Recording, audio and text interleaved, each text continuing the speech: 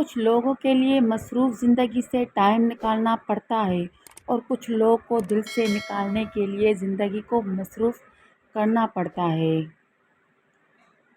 بعض پریشانیاں حالات سے نہیں، آپ کے اپنے اخلاق سے پیدا ہوتی ہیں، اس لیے اپنے ذہن کو اللہ تعالیٰ کی یاد میں لگا کر رکھا کریں۔ اگر انسانوں پہ گزرنے والی کیفیت ان کے دل کے بجائے ماتھے پہ لکھی ہوتی تو تم جن سے حسد، نفرت اور اگنور کرتے ہو نا، ان پہ تمہیں رحم آتا۔ زندگی ہمیں ہر وہ چیز تو نہیں دے پاتی جن سے ہمیں محبت ہو، البتہ جو لوگ ہمیں صدِ دل سے محبت کرتے ہیں وہ ہمیں مکمل زندگی ضرور عطا کرتے ہیں۔ جب کوئی انسان ناراضگی دور کرنے میں پہل کرتا ہے تو اس کا ہرگز یہ مطلب نہیں ہوتا کہ وہ غلط تھا، بلکہ اس کا مطلب یہ ہے کہ اس نے انا سے زیادہ رشتے عزیز ہیں۔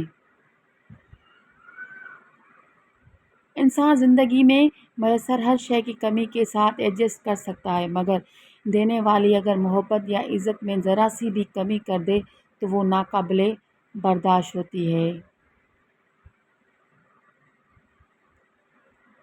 چیزوں کی اہمیت نہیں ہوتی اور نہ کبھی مل ہی جاتی ہے۔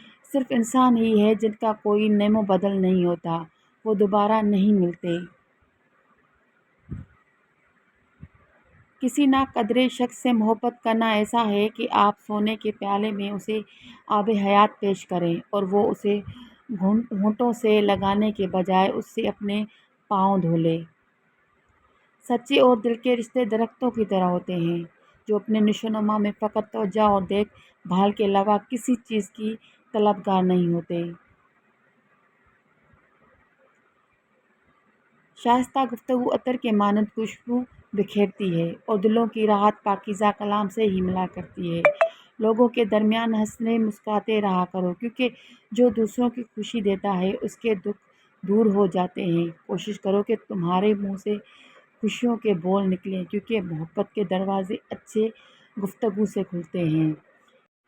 انسان کو سکون حاصل ہو جائے گا جب وہ سمجھ لے کہ ہر چیز اللہ کی مرضی سے ہوتی ہے۔ انسان کی زندگی میں ہر اس موقع سے فائدہ اٹھانا چاہیے جو اسے میسر ہو اور اس سے کسی کی حق تلفی یا عزت نفس مجروح نہ ہوتی ہو۔ دوسروں کی مجبوریوں سے تو صرف شیطان ہی فائدہ اٹھاتے ہیں۔ اگر ویڈیو اچھی لگے تو لائک، شیئر، سبسکرائب اور بیل آئیکن دبانا مت بھولیے گا تاکہ میری ویڈیوز کے نوٹیفیکیشن آپ سب کو ملتی رہے۔ شکریہ۔